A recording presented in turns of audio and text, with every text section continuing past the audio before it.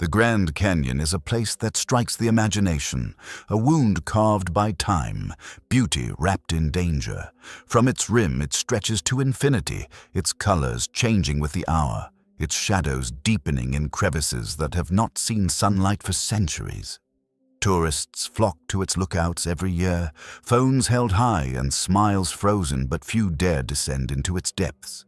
Fewer still return with their stories intact. In May 2014, a woman walked into this vast cathedral of stone and silence and never returned. Her name did not make the headlines that so many disappearances do. There were no helicopters on standby, no press conferences, no dramatic rescues. She simply vanished. No distress call, no call for help, no goodbye. Her name was quickly forgotten, replaced by other tragedies, other faces. But the canyon remembers. It always remembers. That morning, she had written a note in the visitor's log at the trailhead. Short, neat handwriting. Solo hike, Tanner Trail. 2 days later, a ranger flagged her parking ticket. Another hiker remembered seeing a woman with a dark green backpack and a camera bag slung over her shoulder, confidently descending the narrow trail. Then, nothing. 3 days later, her car was still there. Park rangers checked her permit. A routine welfare check turned into something else entirely. Her tent was found by the river, neatly pitched, with a camp stove and an open logbook. But without it, there was no sign beyond the campsite, no clue as to where she had gone. It was as if the canyon had swallowed her whole, leaving no trace. A search ensued. Dogs, drones, even helicopters combed the rock walls and shadows. Volunteers walked along narrow ledges with shaking hands, calling her name into space that did not respond. The Colorado River was searched for mile after mile, but the silence remained. No one knew then that this would become one of the most mysterious disappearances in the park's history. For this was not just a missing person.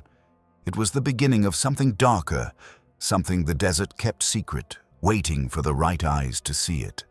And in 10 years, someone would see it. But first, there was Dana Blake. Dana Blake was a slightly unsettling woman, but in the best way. Determined, restless, independent.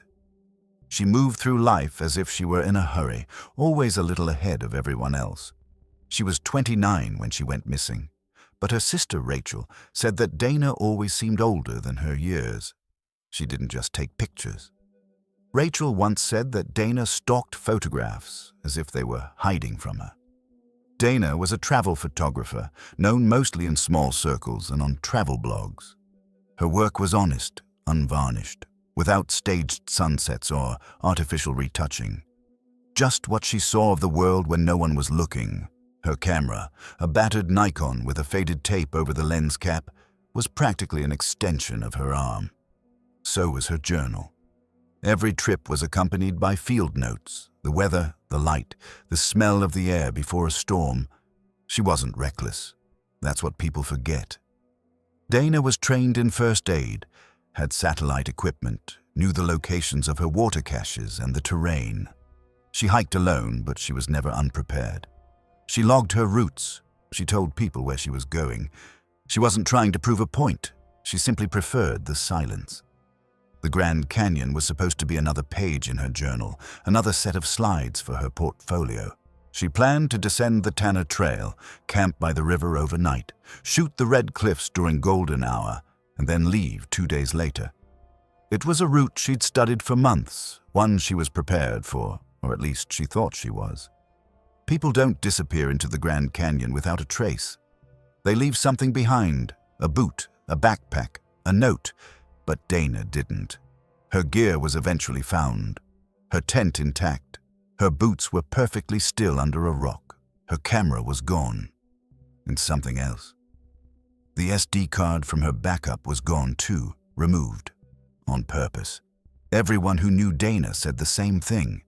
She wasn't the type to get lost, but maybe that's the point. Maybe she wasn't lost at all. Maybe she found something and decided not to come back. Or maybe she never had a choice. What happened on that trail didn't just erase a person.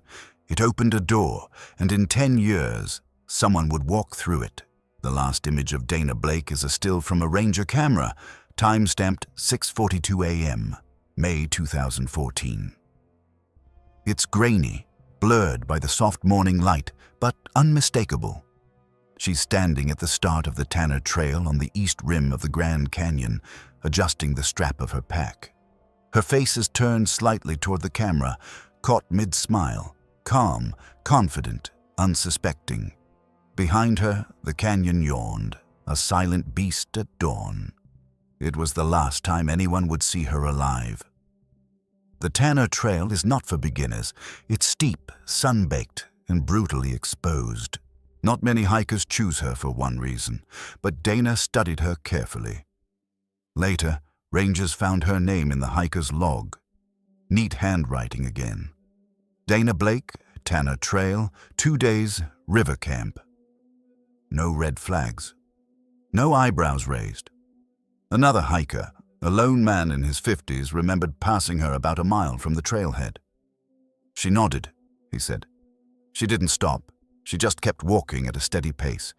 She looked like she knew what she was doing, he told investigators. It was about 8:30 a.m. After that, the timeline dissolves. By midday, the temperature in the canyon had risen above 95 degrees. Not a cloud, not a breath of wind, nothing but the heat radiating from the red rock in the silence. Somewhere off the visible trail, Dana disappeared. The park's remote cameras never picked up another sighting. She never checked in at the ranger station below. She never radioed, never called. By the time a missing persons report was filed, 3 days had passed. That photo at the trailhead became more than just a timestamp. It became a monument, a portrait of the peace before she disappeared. Friends held on to it. Her sister, Rachel, printed it out and carried it in her purse for years. She looks like she's just starting something, not finishing it, Rachel once said. That's probably the most unsettling thing. Dana didn't look scared or hesitant. She looked like someone who was exactly where she wanted to be. And if she sensed anything unusual on that trail, anything out of place, she didn't show it. But the canyon remembers everything, and it was what the cameras didn't see afterwards that changed everything. Dana wasn't impulsive. Her hikes weren't spontaneous weekend getaways or Instagram stunts. She planned with precision, measured routes, marked coordinates, backup strategies. Her trip to the Grand Canyon was no exception. In an email on May 20th, 2014, with the subject line, "Canyon Plan, Joe," she laid out every detail to her sister, Rachel. It read, leaving early Friday, Tanner Trail, Colorado River, overnight Lower Tanner, then maybe continue west along Beamer for photo ops in the Palisades. Camp again, leaving Sunday afternoon. Get a call that night. If not, raise the alarm.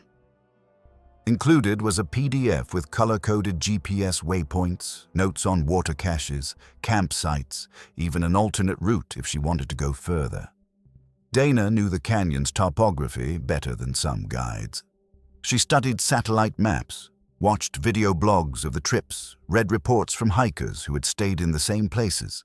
She packed light but thoughtfully, a 65-liter Osprey backpack, a Nikon D7000, 2 SD cards, 4 liters of water to start, a water filter, an emergency bivouac, a mini satellite beacon, her signature green journal. Friends said she had a morning ritual. She'd sketch out a rough map of where she'd been and where she planned to go next. This time, she marked the descent to the Colorado River with notes on the angles of the sun and where shadows fell on the rocks in the early hours. She wanted a photograph. One perfect shot of the canyon bathed in gold above a bend in the river. It would be the centerpiece of her next exhibition, she said. She called it The Light of Erosion. When investigators found her campsite a few days later, they confirmed that it was exactly as she had planned. The tent's orientation faced east. The fire pit was unused. The sand had been smoothed down next to the flap where she had sat cross-legged to write. But her journal was gone, nor was her camera. And most disturbing of all, a small hand-drawn map was pinned to the inside of her tent, written in her familiar handwriting.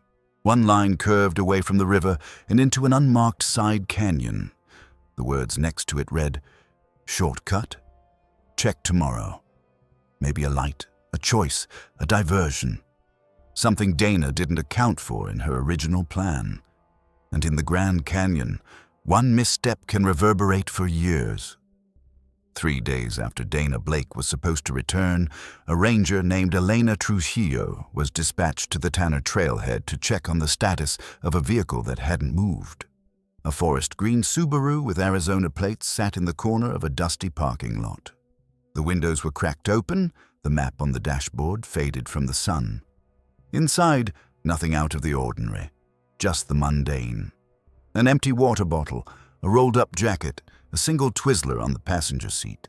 Late in the afternoon, the two rangers descended the trail in the brutal heat, following Dana's route.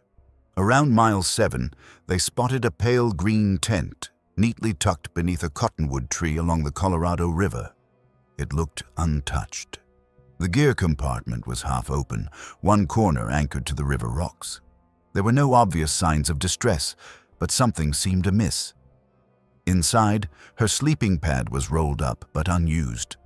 A titanium pot sat next to the fire pit, filled with partially cooked quinoa and dried peas. The water had boiled dry, scorched and blackened at the bottom. Her boots were outside the tent, next to each other, her socks neatly folded inside. Her trekking poles rested on a rock, but Dana was gone. Her gear was still there. A backpack, extra food, a first aid kit, a water purifier.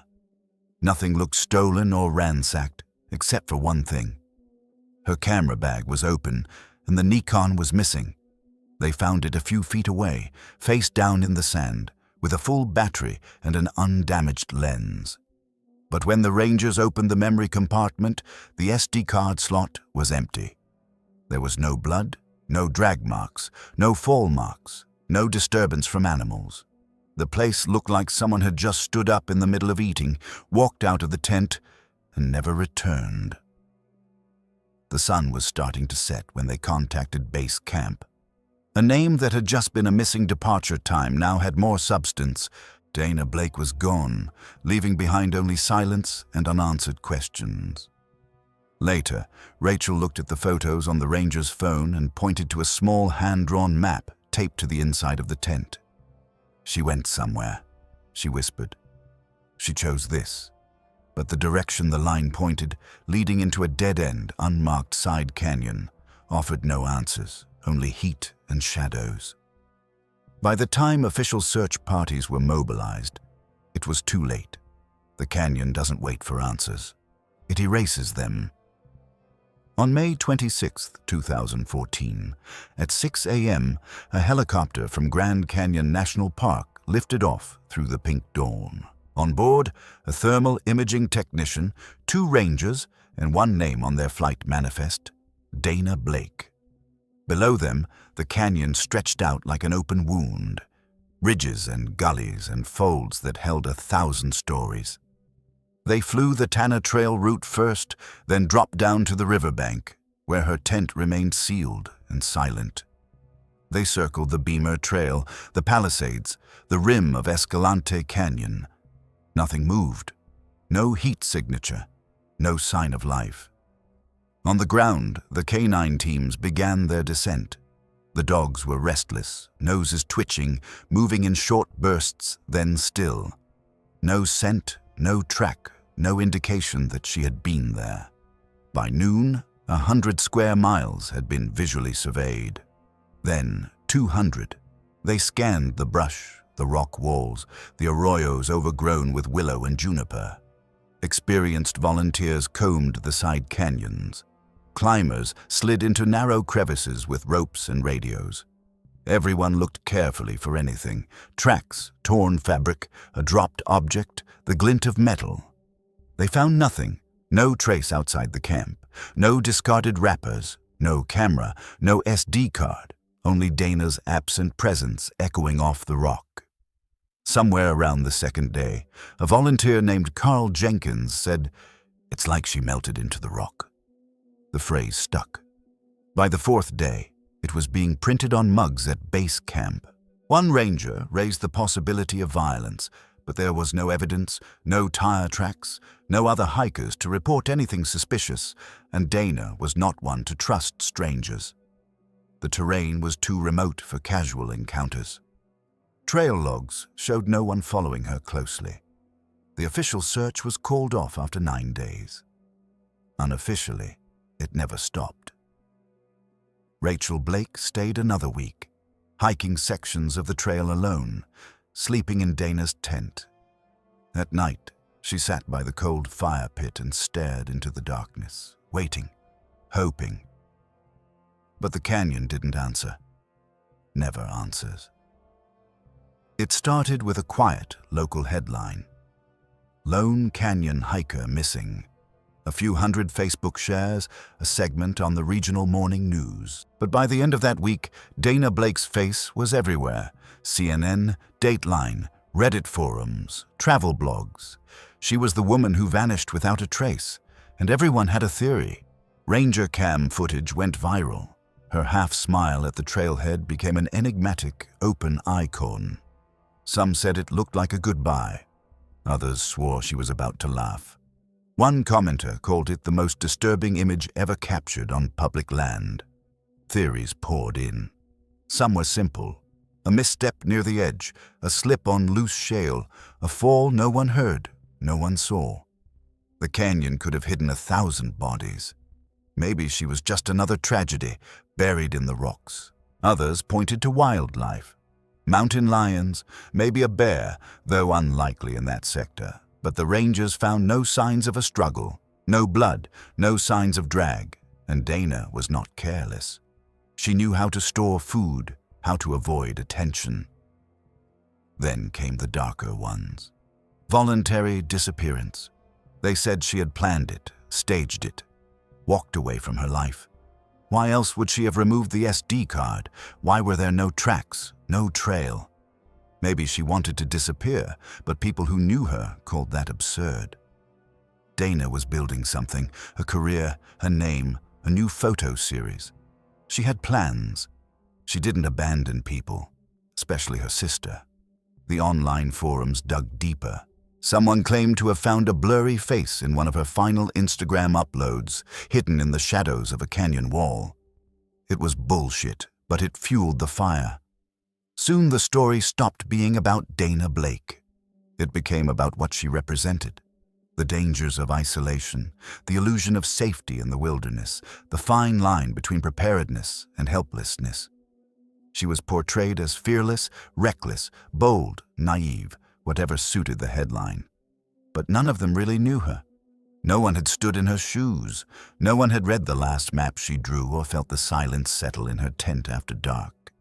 Only one person truly carried her story forward, and she made a promise. Rachel Blake did not cry at the press conference. She stood behind the microphone, clutching Dana's green legal pad tight to her chest, reading from a sheet of paper that shook only once in her hand. "If she's out there," she said, "I'm going to find her. If she's not, I'm going to try anyway because that's what she would have done for me." The reporters pounced. Cameras flashed, but Rachel didn't hang around. She had a plane to catch and a trail to follow. She quit her job in 2 weeks, gave away most of her belongings, bought a used 4Runner, and filled it with gear. Every year since 2014, on the anniversary of Dana's disappearance, she has returned to the canyon. Sometimes alone, sometimes with volunteers, always with a purpose. She has retraced the route, measured the light, studied Dana's field notes like scripture. She talked to rangers, learned to read satellite maps, memorized terrain features. She followed all the rumors, all the reports from hikers who thought they'd seen things. Most were dead ends. Many were hoaxes.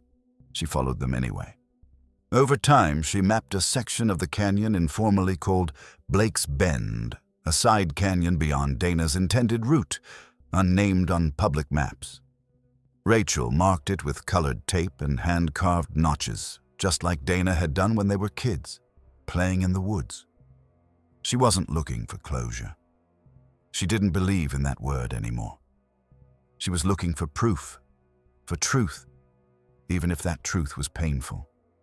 People called her obsessive. Some said she needed therapy, but Rachel didn't hear them. She heard her sister's laughter echoing off the dry rock walls. She remembered Dana's voice. There's always something just beyond the line of sight. You have to keep looking until the light hits it. So she kept looking. In her 3rd year, she found a partial boot print, weathered but clear, under an overhang no one had thought to check.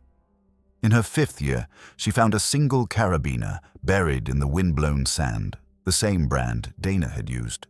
In her 7th year, she talked to a Navajo tracker who pointed out a crevice the people called the Breath, a place even the local tourists avoided. Rachel went anyway, because to her, the canyon had never let Dana go. It just hadn't shown its maps yet. 6 months after Dana Blake disappeared, the emails stopped. No new leads, no confirmed sightings, no evidence. The case had moved from the front of the ranger station bulletin board to a dusty drawer in the back office. The posters were taken down. The media moved on. Even the online forums went quiet, giving way to newer mysteries and more high-profile disappearances. Officially, the case was still open, unsolved, but for all intents and purposes, it was dead. A report was filed in December 2014 that listed the search status as passive, meaning no resources unless new evidence came to light, which meant nothing. Budget cuts had hit the park hard. Rangers were down to bare-bones teams. Helicopter hours were cut. Canine teams were reassigned. Without political pressure, without a family screaming on national television, Dana Blake's name became just another lost hiker on a growing list. The canyon never forgot, of course, but institutions did. Rachel persisted. She filed inquiries, attended meetings, made calls. Most went unanswered. One ranger told her, off the record, "We're getting 5 disappearances a year now, more in the summer. Do you want the truth? The system is overwhelmed." So the burden shifted, as it often does, from the institutions called to help to those left behind. Rachel took over what was left of the investigation. She maintained a Google Drive folder. She printed fresh flyers, updated coordinates, filed requests. She taught herself how to analyze soil maps and satellite images. She sent out newsletters to wilderness guides, offering $1,000 for any lead. Nothing came. The canyon remained silent. For years, the trailhead where Dana had last been seen became just another starting point.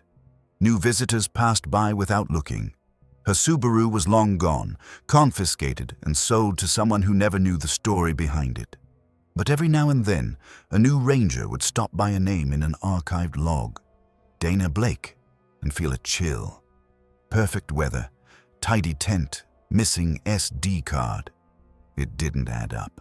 And just when it seemed her story had settled into darkness, the canyon sighed again.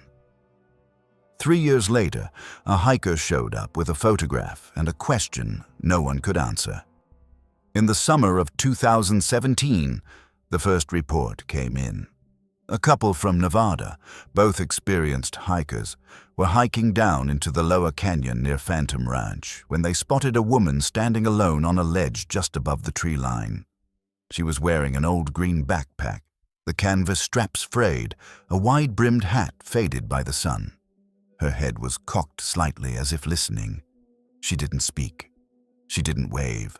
She just turned and walked away behind a boulder, never to return. The couple found it odd but not alarming, until they reached the next turn and discovered that there was no trail beyond the rock wall. There was nowhere to go. There was no way to get down without a rope. No footsteps, just empty space. That evening, they reported it to a ranger. He chalked it up to heat exhaustion or a misjudgment of the distance. Phantom Ranch has shadows that play tricks, but the story stuck. 2 weeks later, a lone hiker reported something similar. Same sign, same place. A woman on a ledge, watching, then disappearing. Over the next year, 6 more reports came in, always near the ranch, always alone, always the same figure. Some said she looked confused, others that she was humming. By the time Rachel heard the rumors, hikers online had dubbed her the Tanner Trail Ghost. Most dismissed it as a legend, another canyon myth to scare hikers. But Rachel saw a pattern. She plotted the disappearances on a map. They were all clustered in a narrow radio zone that, oddly, had not been part of the original search. She contacted one of the hikers, a teacher from Albuquerque.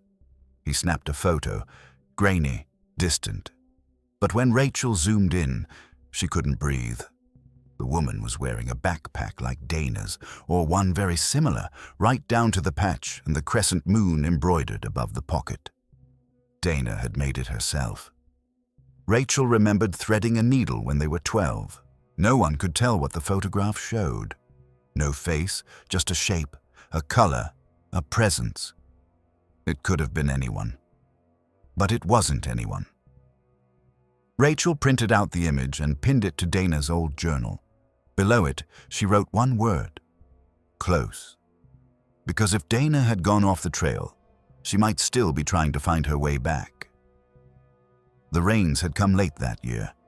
A rare thunderstorm had swept through the Grand Canyon in early August, causing flash floods in side gullies, carving dry channels, revealing secrets the canyon had held for years. That's how they found it. 2 geology students mapping erosion near Escalante Pass noticed something lodged in a limestone fissure. At first they thought it was trash, maybe a torn guidebook or an old trail map, water swollen. But when they pulled it out, the binding was cracked like dry bark, and one name, written on the inside cover, stopped them in their tracks: Dana Blake. The notebook was water damaged, the corners curled, the pages lumped together, but most of the text was still legible. Her handwriting was unmistakably angular, confident, written in black ink that had barely faded. Most of the entries tracked the temperature of her journey, sunrises, angles, river levels. Just as Rachel remembered, Dana had recorded each day with the precision of someone mapping more than just the landscape. She wrote of a light on the canyon walls, of a raven that followed her for 3 miles, of sleeping under a moon so bright it blotted out the stars. But somewhere near the end, her writing changed. The entries became shorter, more rambling. Saw something over the ridge, thought it was a mirage. Heard something, not an animal, not the wind. Then the last line, stretched across the bottom of the half-blank page, smeared with what looked like dust and blood. She watches me. No signature, no date, just there. The journal was mailed immediately to park authorities. It matched Dana's known handwriting, confirmed by experts. There were smears of skin oil, microscopic fibers from her jacket. It was hers. Rachel had flown out within 24 hours. When she held the journal, she did not speak. She simply ran her fingers over the page as if tracing a pulse. The location of the find, narrow, steep, nearly inaccessible, suggested one thing: Dana had climbed. She had left the trail and kept going, even as the canyon closed in around her. And if this journal was hers, that meant she had survived longer than anyone had thought. Long enough to be afraid. Long enough to write this down. The tone at park headquarters had changed after the journal appeared. The case was no longer just a cold file. It was warm, recent, alive, and it was not alone. Ranger Mark Delaney, a veteran of search and rescue, had gone through the archived reports late that night, looking for something similar. By morning, he had found 3. 3 cases, all women, all lone hikers, all missing. The first was in 2009. Elena Voss, 26, a botanist studying rare moss patterns along the Colorado River, disappeared after her 3rd day in the field. Her tent was found intact, her journal open, no sign of distress. The second was in 2012. Stephanie Reed, 31, a photographer, was supposed to be hiking the Hermit Loop Trail, last seen buying dried fruit in Tucson. Her boots were later found near the riverbed. No other trace. The third was Dana. Each disappearance was considered separately. Different trails, different years. But Delaney noticed something else. All three routes intersected at one point. An unmarked drainage corridor from the Escalante bluff. The locals called it the Crow's Den. Steep, narrow, unkempt, not on most public maps. A place easy to get into, but hard to get out of. He kept digging. Every case file mentioned something odd. Elena drew strange symbols in her notes, geometric shapes she'd never used before. Stephanie left a voicemail on her phone with only 6 seconds of audio. The wind, then a faint knock. Dana's journal, of course, ended with a sentence that chilled the blood. "She's watching me." 3 women, 3 disappearances, each leaving a trail that seemed more like a warning.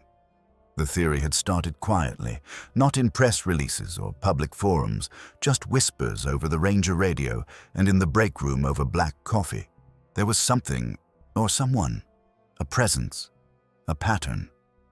The canyon had always been dangerous. People fell, got lost, went too far. But this wasn't it. These weren't mistakes. These were erasures. Delaney filed a request for a more thorough investigation. It was denied. No budget, no evidence, just stories. But some stories don't go away. They echo in the rocks, in the silence, in time until someone hears or until someone disappears trying. By 2024, most people had forgotten about Dana Blake. Her story had faded into canyon folklore, a cautionary tale told around campfires and at the beginning of podcasts. But not everyone moved on. Eli Romero didn't. At 32, Eli was a survivalist with a growing YouTube following and a reputation for pushing boundaries. Ex-military, part-time filmmaker, full-time wanderer. His channel, Bone Dust, featured long-form documentaries about lost trails, abandoned settlements, and places with whispers of beauty. He didn't chase ghosts, he followed patterns. And Dana Blake's story was a pattern he couldn't shake. He'd first heard her story while hiking solo in Utah. Another hiker had mentioned the Tanner Trail ghost, said the disappearances matched an old case. Some photographer, gone missing, no body, no gear. That night, Eli went down a rabbit hole, sitting by the fire, trawling through forum threads and ranger logs. The next month, he submitted his application for the Tanner Trail. His plan was simple.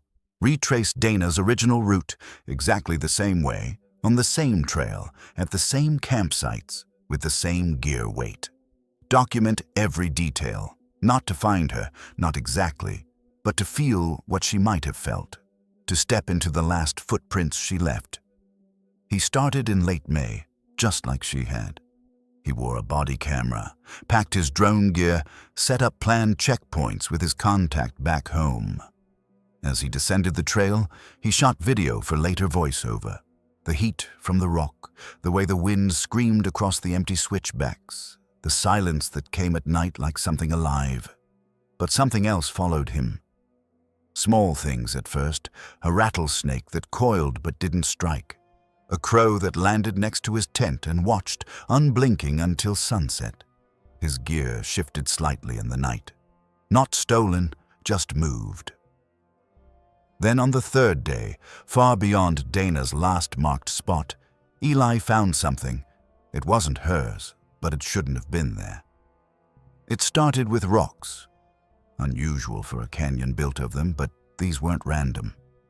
Eli noticed the first formation at mile 12, rocks stacked vertically on a sandstone ledge. A perfect symmetry, a balance that neither wind nor runoff could explain. He stopped, picked it up, noted the GPS. Probably another hiker's marker, he thought. Common practice. But then there was another, and another. They weren't just clumps. They were shapes, a spiral, a triangle inside a circle. One set looked like an arrow, but it pointed up the cliff instead of down the trail. Eli followed them, a little off course, deeper into the narrow passage where the light barely touched the bottom. There he found the most disturbing thing of all, a ring of waist-high rocks with a hollow center. Inside was a single pine thorn, perfectly intact, though there wasn't a single pine tree for miles. Around the rim of the ring was a small silhouette carved into the flat stone, a bowed head, arms at his sides. No face, just a shallow, smooth depression where the eyes should have been. Eli crouched, took photos, and scanned the area. No tracks, no debris, no sign of recent human activity, and yet the pine needle was green. It couldn't have been more than a few days old. He'd camped nearby that night, kept a small fire going, watched the video by flashlight. In one frame, the drone panned over the second formation. Something flickered in the corner. Fast, it was gone before he could pause. Okay, he rewound again. Nothing, just wind on rock, shadows moving without a source. Eli didn't spook easily, but it wasn't fear, it was calculation. These weren't accidents. Someone or something had made these marks recently, deliberately. He loaded the GPS data into his satellite tracker, labeling it unknown markings. He didn't say it out loud, but it hummed at the edge of every thought. This is where she went off the trail. This is where Dana's map ended, and whatever was watching her might still be watching. Eli made camp by the river on the fourth night. The wind had picked up strongly toward sunset, smashing across the canyon floor in low, choppy waves that made the tent shudder with every gust. He pitched it next to a rocky outcrop, flat enough for shelter, close enough to the water to filter, far enough to feel alone. The drone had malfunctioned earlier in the day. Lost signal came back, spinning in a way it never had before. He chalked it up to interference. The canyon had moods, but something was off that night. He cooked in silence. No fire, just the stove and the steam. His GoPro was mounted on a cliff to capture a time-lapse of the night sky. A soft whisper behind him. The stars were bright. The Milky Way divided the sky like a seam, but Eli kept glancing toward the trees lining the bend in the river. The wind blew, but the trees didn't move. At 3:17 in the morning, he woke up, not knowing why. No sound, no light, just a pressure, like someone was watching. He froze, listening. Then he heard it. Faint. Not words exactly, not a language, but a rhythm. Soft, repetitive, like someone muttering in their sleep. The kind of whisper not meant for the ears. He grabbed the camera, pointed it at the riverbank. Nothing. The night was silent, but the whispers continued to permeate the silence, always at the edge of hearing. He whispered back, "Hello?" Nothing. In the morning, he reviewed the footage. At 3 hours, 18 minutes, 22 seconds, the audio suddenly increased in volume once. Not static, not wind, a pattern of breathing. And then, clear but quiet. A whispering sound, two voices overlapping, one sharp, one wet, then silence. He didn't remember hearing either. He downloaded the file, saved it twice, backed it up on his satellite feed. No explanation, no trace around the campsite. Just that sound, that timestamp. The rock he'd slept next to had a faint cut in the side that he hadn't noticed the night before. It wasn't visible from camp. Just below the curve, a handprint pressed into the rock, small as a woman's. And next to it, in Dana's precise handwriting, "Don't sleep near water." He found it the next morning, not on a marked trail, not even an animal trail. He trudged east along a narrow ridge that led to a dead end, thinking he could pick up a better signal. Instead, he saw a flash of faded blue under a thick stand of dead manzanita. He almost missed it. The sun caught a strip of nylon, something unnatural under all that dust. Eli dropped the pack and knelt. The bushes had grown around him. Branches wove through the straps like fingers grasping at a secret. He pulled carefully. thorns catching in his sleeves. It took 20 minutes to dig it out, the pack old, torn. The top flap had melted from exposure to the sun. Sand had worked its way into every seam, but when he turned it over, the name stitched on the inside tag froze him. D. Blake. He didn't move for a long moment, just stared, breathing shallowly. Then he opened it. Most of the contents were rotted away: fabric, scraps of clothing, a cracked flashlight, a rusty multi-tool. What was intact was packed in a waterproof bag, still zipped. Inside, a New Mexico driver's license. Dana Blake. The photo was faded but unmistakable. A compact film canister, black, no label. A small leather notebook, blank. The first page had been torn clean. No food, no camera, no journal, but that ID and that film. Eli said nothing out loud. He didn't celebrate. It didn't feel like a find. It felt like an intrusion, like opening a grave. He wrapped it all carefully and put it in his backpack, marking the GPS twice, then covered the spot again with rocks out of respect or instinct. The trees around him were still too, no insects, no breeze. Then behind him he heard something that followed a soft thud, like a footstep in sand. He turned. Nothing.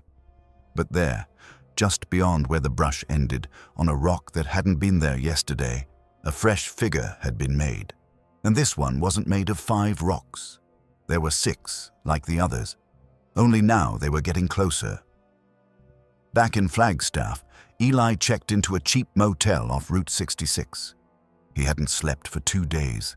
His hands still smelled of canyon dust. He hadn't even unpacked, just dropped his gear on the floor and pulled a roll of film out of a baggie, wrapped in a bandana like something sacred. He knew better than to ship it. He went to the local photo lab, an old-fashioned one that still used chemical processing. He paid extra to be there while they developed it. He kept an eye on the film. The technician didn't ask any questions, just nodded and got to work. The first images came slowly. Most of them were what he expected. Landscape shots, classic Dana. Red rocks framed in clean lines. The sun spilling across the sky. Shadows carved into the rock like sculptures. A shot of a boot against a ledge. A canyon raven in flight. A blurry selfie smiling into the sun. Then the images changed. The next frame was darker, grainier. The contrast was taut, as if taken just before sunset or deep in shadow. A slope of trees, maybe junipers, leaning at odd angles. Then another, the same angle, but this time to the far left, a barely discernible figure standing, motion blurred but clearly there. Tall, thin, faceless, without definition. The next frame, closer, the trees compressed, the image distorted, as if the camera were shaking. Dana had never taken pictures like this. The last picture was not a landscape. It was a hand reaching for the lens, not posed, not still, in motion, as if caught trying to cover the frame. The fingers were long. Wrong. The technician scanning stopped. "Are you sure this isn't staged?" he asked, half joking. Eli didn't answer. He simply took the prints, paid the cash, and walked out without a word. Back at the motel, he laid the images out on the bed, studied them one by one, noted the sequence, tried to imagine what she had seen, why she kept taking pictures, why she hadn't run, and the big question, if she had dropped the camera, who took the last photo? He posted at 3:47 in the morning. One image. Frame 5 of Dana's film, enhanced for clarity, brightness reduced, contrast adjusted. The shape in the trees stood out enough to see that it wasn't a shadow. Not quite. His caption read, "From Dana Blake's restored film. Photo taken May 24, 2014, Escalante Gorge. In large. Tell me what you see." By dawn, he had 80 views. By noon, 1 million. Eli hadn't expected what came next. Some called it groundbreaking. Others screamed fake. Amateur detectives dissected every pixel, every tree line. Forums lit up, Reddit, Twitter, YouTube, everywhere. News outlets picked it up. Hiker finds creepy camera. Photo of missing hiker. Catchy headlines turned the mystery into a frenzy. Praise came quickly. So did the threats. The messages flooded in, some grateful, some furious. People accused him of faking it, of exploiting Dana's memory for views. Vulture, liar, you planted that bag. One person wrote in, claiming the photo was of a government agent in camouflage. Another swore it matched an entity from Hopi legend. Others said it was just pareidolia. It's a branch, calm down. But the ones that stuck with him came from people who said they'd seen it too. I was hiking in the canyon in 2016. Thought I saw someone. Same place. My dad went missing near the Palisades in 19. I recognized that shape. I heard the whispers too. Eli saved them all. Then he packed his bags. He didn't hesitate. He didn't expect interviews or monetized clicks.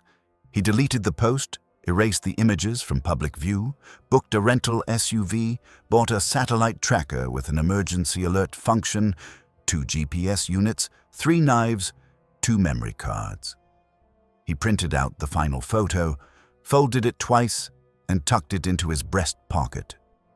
He wasn't going back for clicks or fame or closure. He was going back because Dana hadn't taken that final photo, and he needed to know who or what had taken it. Eli left before dawn.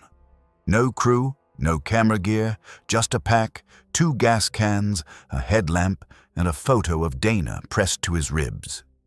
He told no one, not even his contact in Flagstaff. This wasn't for content. There would be no uploads, no footage of the route.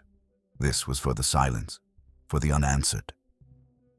He retraced her route exactly. The Tanner Trail, mile after mile, landmark after landmark. He moved faster this time, easier. His body knew the terrain, his instincts too.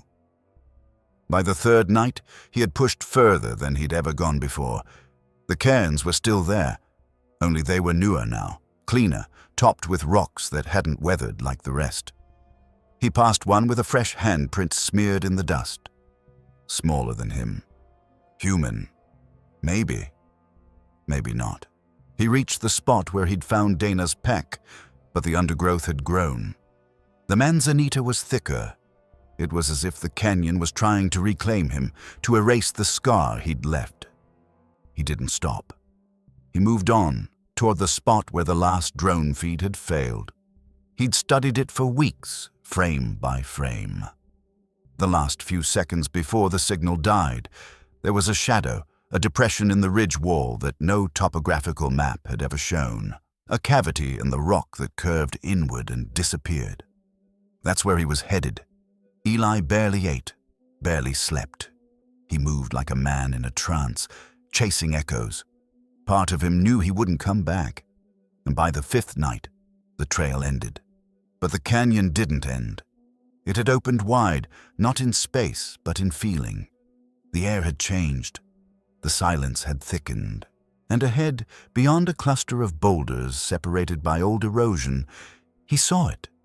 An opening, low and rough, half hidden by brush and crumbling earth. The opening of something deeper than the trail maps had ever shown.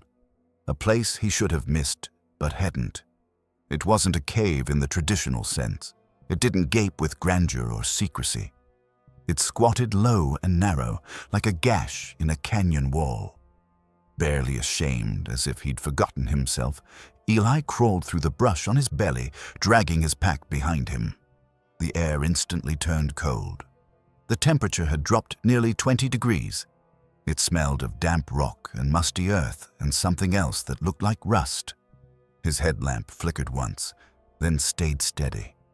Inside, the walls were tight. He could barely stand. Dust coated everything in a soft, colorless film. But after about 10 feet, the space widened, revealing a small chamber. Old gear littered the floor. Rusted buckles, torn tarps, a broken section of a tent pole. Some of it was standard issue, some was not. He saw a child's climbing glove, moldy, and on the far wall, barely visible, writing scratched into the rock. Not words, really, but symbols, circles, arrows, repeating lines, as if someone were trying to remember something or warn someone. One symbol repeated itself over and over, a spiral with a line through the middle. Eli ran his fingers over it. Then he saw it. Huddled in the far corner of the chamber, beneath a pile of fallen rock, was a box, metal, dented, with a latch fused with time and pressure. He carefully dug around the rocks, his heart pounding in his throat.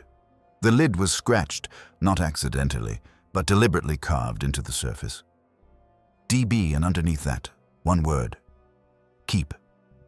Eli did not open it. Not yet. His breath hung in a misty cloud in the cold air as he sat beside it, listening. There was no wind, no sound, but something was here. Not alive, not dead, waiting. He reached for his tools. His hands shook because whatever was inside that box, Dana wanted it protected or hidden, or perhaps both. Eli did not open the box in the ravine. Something in the silence of that cavity. The symbols told him not to do it. It felt wrong, as if the air itself were holding its breath. So he taped the lid shut, carefully packed the box, and walked out without going to bed. 42 miles in 3 days. When he reached the edge, he didn't stop until he reached the Jeep. He didn't talk to anyone on the way back. He didn't check his phone. When he got to Flagstaff, he checked into the same motel. Room 14, the same bed where he'd laid out Dana's film. Then he opened the box. The lock didn't give right away, just rust and resistance. One click of the blade and the lid creaked back. Inside, wrapped in waxed cloth, were 3 things. The first was a stack of photographs. Most were dented, waterlogged, taken with an old analog camera. Dana's style was hard angles, shadows, trees broken by light, but the others weren't her style. Another composition, rough close-ups of bark, soil, a single boot print half filled with sand. One photograph was torn down the middle. It showed a figure at the edge of a cliff, walking away. The tear had split them in half. The second was a compass. It was broken. The needle spun slowly no matter which way he turned it, but there were tiny, scrawled messages etched around the rim. Don't follow the red one. And the last was a recorder. Small, outdated, covered in dust and old blood. The rubber grip on one side was peeling off, one corner was melted, but the battery contacts were clean, undamaged. Eli had put in fresh batteries. The green light flickered, showing a single file with a timestamp of May 24th, 2014, 1300 hours. He sat on the floor, holding the recorder as if it might disappear, and pressed play for a few seconds. Nothing, just a crackle. Then her voice came on. Dana's voice, tired and cracked and whispering like she didn't want to be heard. And what she said wasn't a goodbye. It was a warning. Dana's voice cut through the crackle like a ghost walking through fog. "Okay," she said, breathing hard. "It's Saturday, I think. I'm still at the turnoff." I'd moved camp higher. The river was too loud. I couldn't hear. She fell silent. A long pause. A distant crackle, like a rock shifting or something moving out of sight. "I thought I saw someone," she whispered. "But there shouldn't be anyone here. Anyone." Another pause. Her breathing changed, became more rapid, as if she were crouching, holding her breath. The rustle of dry leaves against nylon. Something swirling around her. Not a hiker, I thought. The pack looked right at first, but then it moved wrong, as if it didn't know how to carry it. A low scraping sound, like fingernails on stone. Then her voice again, closer to the microphone. I tried to call. I said, "Hello." It didn't stop. It didn't answer. Silence. Then a whisper, so soft it almost blended with the crackling. It kept circling. The microphone picked up a rustle. Dana moving quickly. The zipper on her tent. A match being lit. The flame crackled too loudly, then a sharp intake of breath. "I didn't think this place was haunted," she said. "I didn't think it was possible." Another sound. Not hers. A thud. A dragging sound. "I'm heading for the top ridge in the morning. If I don't make it," the tape clicked. Stopped. That was it. No scream, no thud, just that last unfinished sentence hanging in the air like smoke from a dying fire. Eli froze. He played the tape over and over. Each time it hit harder. The slow terror in her voice. The way she tried to remain logical, to understand what she didn't understand. But it wasn't her fear that remained most. It was the word "it." She'd never said what was haunting her, only that. And whatever it was, she didn't just see it. She heard it breathe. 3 days after Eli posted about the recorder and then quickly deleted it, I got a text. No subject, no name, just a number and a sentence. I was there when they sealed it. "You're not crazy. Call me." He waited a day before dialing. A burner phone, no trace. The voice that answered was older, worn, a rasp honed by cigarettes and silence. "Are you Eli?" the man asked. "Yes." Long pause. "I don't have much time. I just want you to know you're not the first person to find this cave." The man never gave his full name. Just Mike. Said he'd been a ranger at the Grand Canyon from 1989 to 2007. Took early retirement. Went into the wilderness. He'd heard Eli's story from someone still working the trails. The kind of talk you do quietly, fully aware that it could cost someone their job. "I found that same cave in '94, Mike said. "But when I reported it, they hushed it up.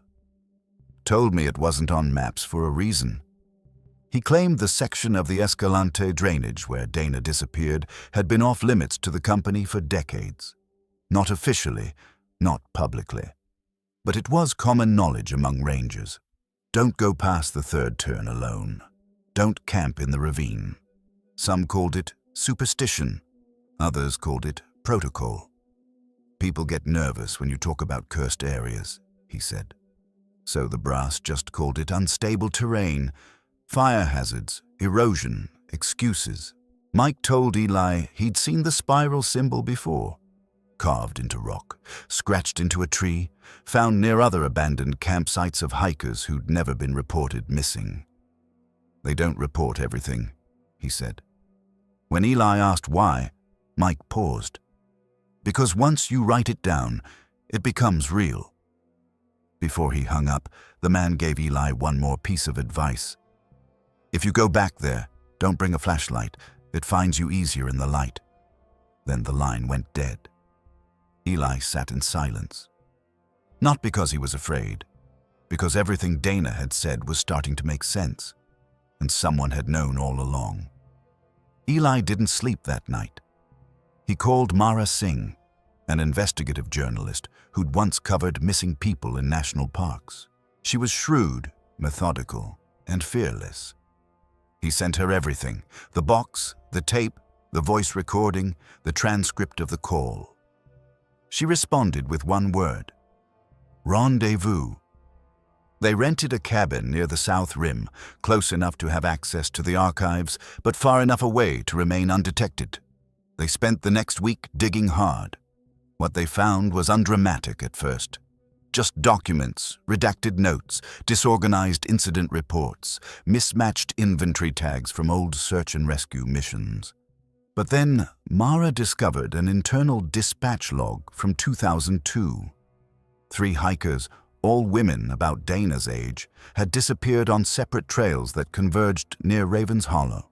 Their files were filed separately, scattered across different counties and years.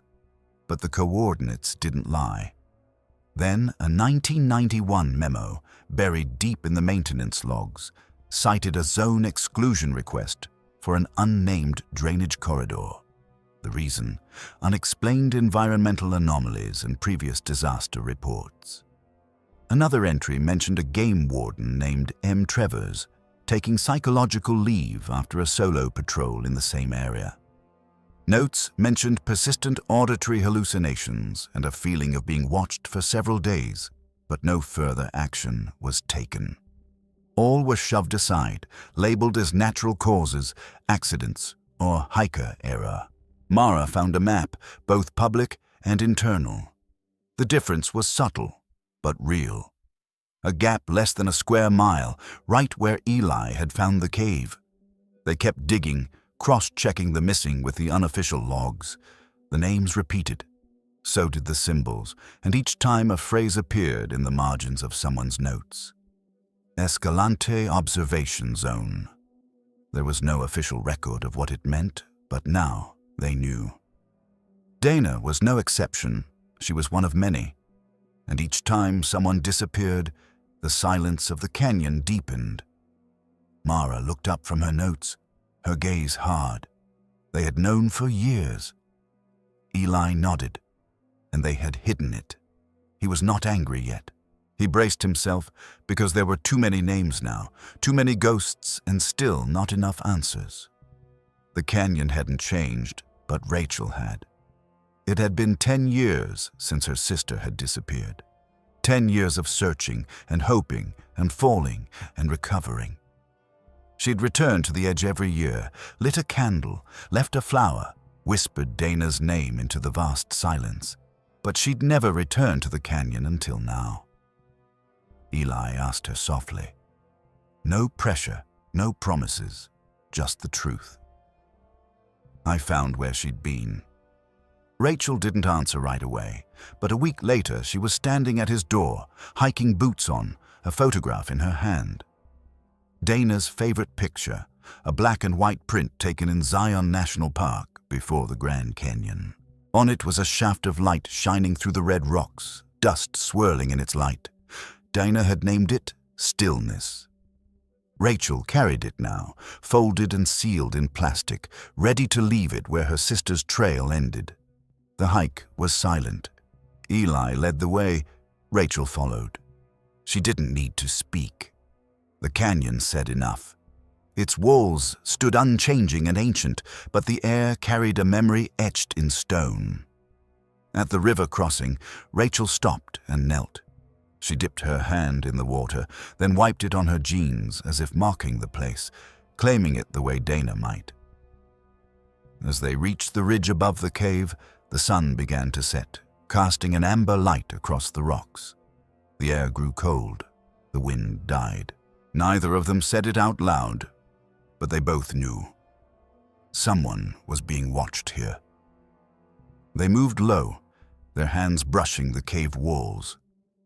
Rachel clutched the photograph as if it were a heartbeat. Inside, the silence tightened. The camera still held the feeling of Dana, the dust, and something that had waited too long. Rachel moved reverently, slowly, surely, her eyes drinking in every shadow. She knelt at the far wall and whispered, "I brought you something." Eli turned away to give her space. She placed the photograph carefully in the dry crevice above the metal box. Not buried, not hidden, left. A mark, a memory, a promise kept. Then, as her fingers touched the stone, she paused and saw it. The carvings covered the entire cave wall, rows upon rows, dates, initials, crude shapes. Some scratched finely, others carved deeply, as if done in panic or ritual. Hundreds of them, layers upon layers, decades, perhaps more. Rachel watched, her eyes sliding over the oldest of the markings. They were names, she whispered. All of them. Some had full initials, others just symbols. Some echoed the spiral Eli had seen near the guns. Others were too worn to read. But one stood out, low on the left wall, near the floor, carved with the careful patience of a man in no hurry, but resigned. DB 10th of January, 14, the date Dana had disappeared. Rachel knelt, her fingers hovering just above the mark. It was not smudged or weathered like the others. It looked new, untouched by time. The stone around her was clear, as if the cave had preserved that one name, kept it sacred. "She was here," Rachel whispered. She had made it inside. Eli knelt down beside her. He didn't speak because there were others in the column next to Dana's initials. 4 more. Same date, different letters. None of these names had ever made the news. BLSHNSJE, 5 people, 1 day, 1 ending. Rachel looked up, her gaze sharp, a mixture of grief and revelation. She was not alone. Eli studied the wall again. The more he looked, the more he realized these were more than carvings, these were records. Some dates extended far beyond the park, before it was even mapped. Some initials repeated in patterns, the others ended abruptly. But Dana stood alone, in the center, precise, untouched. Rachel took a piece of chalk from her backpack, ran her finger under Dana's initials, and added her own. RB 612, 24. A tani, or perhaps a warning. They had only been in the cave for a few minutes, long enough to leave a photograph, long enough to say goodbye. As Rachel turned to leave, she took one last look at the wall. In the very bottom corner, fresh and damp, a new line had been scratched. Just 3 letters. Eli had not carved it, but it was his. Eli had not heard it the first time. He had listened to Dana's last recording dozens of times, analyzing every word, every breath, every tremor in her voice. But it wasn't until Rachel asked to hear herself, back in the cabin, with the carved initials still fresh in their minds, that he got it. They sat in silence while the audio played through the small speaker. Dana's whispers, the sound of dragging, her breathing. "I'm going to the high ridge in the morning. If I don't make it, click." That was where the recording always ended. But Rachel tilted her head. "Play the last part again," she said, "right before the cliff." Eli frowned, repeated the last 10 seconds. Dana's voice again, the hesitation, the suspended sentence, but this time just before the click, barely audible under the crack. Another voice, a man's, not Dana's. Quiet, soft, not pleading but commanding. One word, stay. Eli froze. "Did you hear that?" Rachel nodded slowly. It wasn't her. He selected the file, ran it through an audio editor, cleaned it of noise, boosted the frequency. It was there, just half a breath before the cliff. A man's voice, close to the microphone. Too close. Not recorded by accident. It wasn't wind or wildlife. It was speech. Intention. Eli leaned back in his chair. If she was alone, he said, she wasn't alone for long. Rachel didn't speak. Her fingers clutched the edge of the table. Her eyes were wet, but not with tears. They both knew something without saying it. Dana wasn't gone. She'd been taken, and the canyon had a voice of its own. The walk back was silent.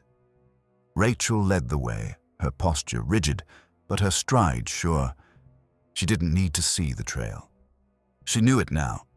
It had taken her sister. It had carved itself into it.